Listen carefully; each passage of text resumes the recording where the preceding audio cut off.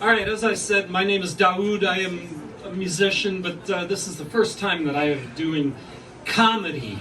And I'm going to give this a shot, and hopefully I won't make too much of a fool of myself. Now, you have probably noticed that a lot of the comedians that stand here on this magnificently appointed stage are older men in their 60s. Well, I'm 61 years old myself, so I not only find what they said funny, but I identify with it personally. It changes things when you get older. I mean, like I'm going to the doctor more times than I ever did before in my life. And let me tell you something, doctors don't know nothing about the human body. I knew this all my life. I knew this the day I was born. I learned how doctors are complete incompetence because, well, I don't remember the exact day because it was a long time ago. I was kind of young, but I was born, and the first thing that this doctor did, oh, you laughed at I was born. That's great. The first thing that this doctor did was slap me on my ass. I looked at him, I said, "You got a problem? What's the matter with you? You don't do that." And then they put me in a room with about 10 or 12 other kids that I had never seen before in my life.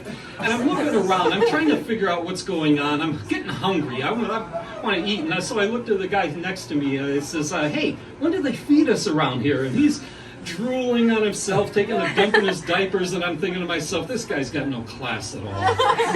And it's been downhill ever since then, man. I went to a psychiatrist, and I said one day, "Doc, level with me. I've been coming to you every week for 5 years. I don't feel any better. I don't feel any worse. Tell me what's wrong with me." He says, "All right, I'll tell you. You're crazy." I says, "What?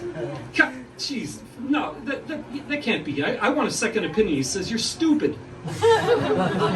But now, there are some very interesting things about being in your 60s, and some of you'll find out. Some of you are there, some of you are well on your way, and believe me, they got that whole okay boomer thing that happened with kids right there. I said, "Okay, have your laugh now, but I'll tell you something, in 40 years, you're gonna look like this." Yeah, I am your future, as ugly as I am. So, anyway, give you one example of something that happened to me was that a few years back, I was visiting my family around Christmas time in Wisconsin. Yeah! Are you from Wisconsin? Oh, hell yeah! All right! Wisconsin! All right! What part of Wisconsin are you from? Just north of Milwaukee in Germantown. Germantown! I'm from Milwaukee, too! Shut up! What Marry the? me! That's okay! I'm 19! You're 19? Yeah. Oh, well... Not that I wouldn't know what to do. All right, never mind. But anyway, okay, don't worry. I'll be a gentleman about this. But yeah, I'm from the south side of Milwaukee. Good. But my family, they all moved way out in the middle of nowhere around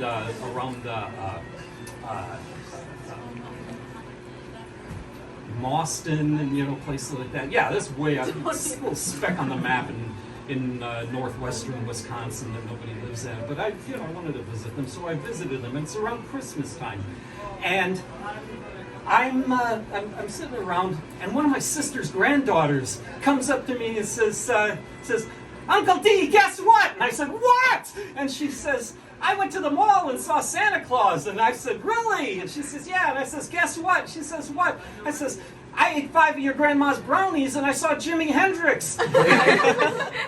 And my sister, her grandmother, gave me a look like, she wanted to kill me. She's always wanted to kill me.